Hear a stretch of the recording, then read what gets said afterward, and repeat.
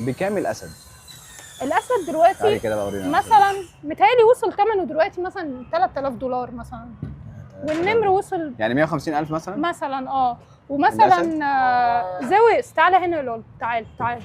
انا بحب الاسود قوي. ليه اشمعنى؟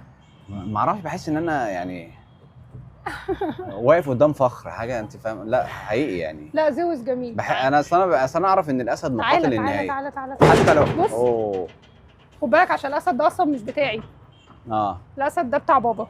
ده كوتا. انت قلتليش النمر بكام؟ النمر بيوصل مثلا اسعار عالميه صح؟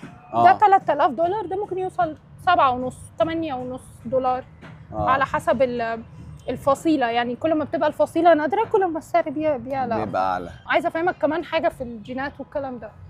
لما النمر بيبقى لونه فاتح اكتر وعينيه زرقاء اكتر والفصائل اللي احنا بنقول عليها فصائل الجمال دي بتبقى جينات ناقصه. الجين الكامل معلم ناقصه.